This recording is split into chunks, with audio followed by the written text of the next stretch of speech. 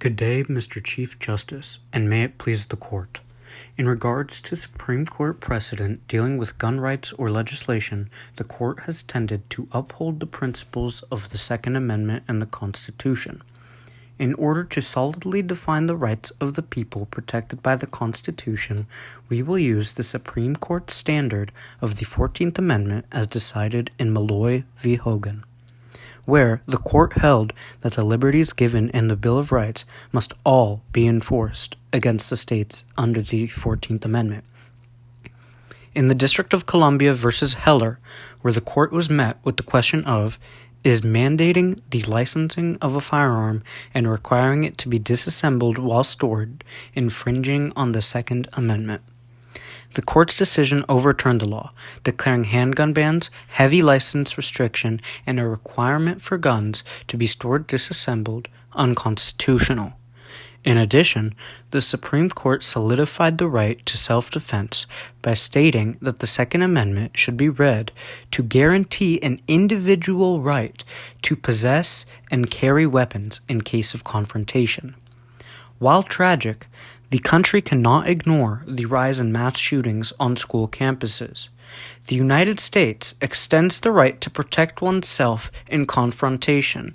Thus, with consideration of this right to self-defense, it is necessary to protect oneself and their students when confronted with an armed threat on campus.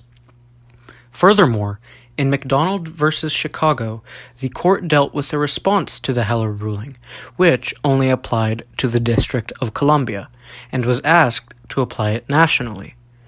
The Court ruled to apply the ruling of Heller to every citizen through the Due Process Clause, rather than the Privileges and Immunities Clause.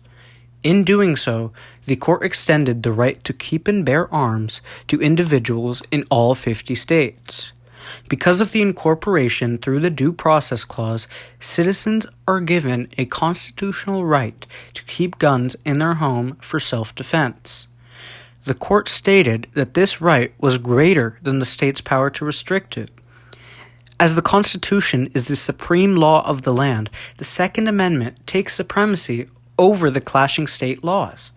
We are asking that the Court extends a greater right to those wanting to ensure the self-defense of others, especially those who cannot help themselves and the students within our schools.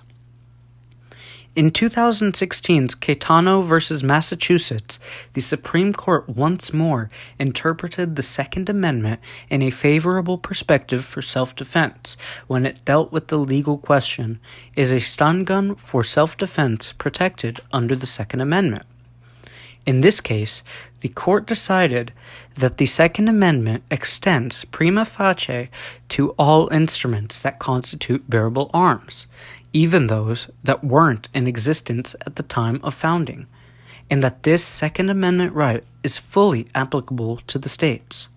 In doing so, the Court reaffirmed the mandated incorporation of the Second Amendment to the states. More importantly, the Court recognized the necessity for high-risk individuals to protect themselves in state-owned buildings. As the initial grievance was because the stun gun was carried into a state building, the Council would like to remind the Court, the Second Amendment reads that the right to keep and bear arms shall not be infringed, not that the right to keep and bear arms shall not be infringed except in schools, government buildings, and other sensitive areas. Thus, the states are obligated to ensure this right in all locations. Furthermore, we would remind the Court of the federal government's obligation to provide that each person under the 14th Amendment be afforded his or her rights. Therefore, it is the duty of the Court to rule in favor of Mrs. Lee and all the students that may be saved with this policy. In accordance with the 44th President of the United States mandated definitions for mass killings as created in the Investigative Assistance for Violence Crime Act of 2012, a mass killing is 3 or more killings. We will use this definition as the basis for our data on school shootings. According to the FBI's list of school shootings, in the past 3 decades prior to the Gun-Free School Zone Act of 1990, there were a total of 8 mass shootings that happened on school campuses that we can classify as a mass killing.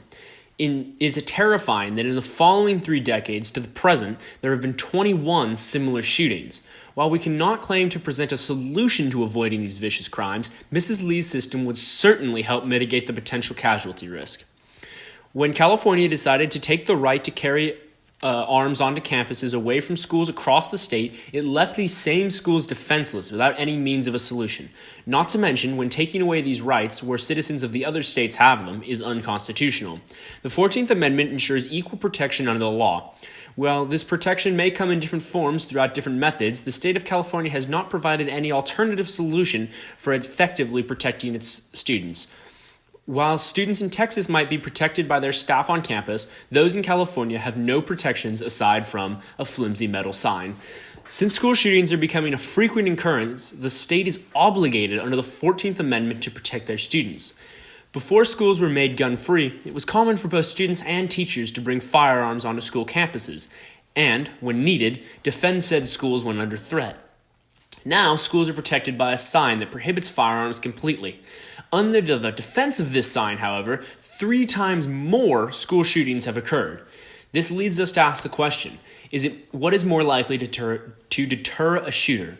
A sign that proclaims an unarmed body of victims, or the understanding that force will be met with force?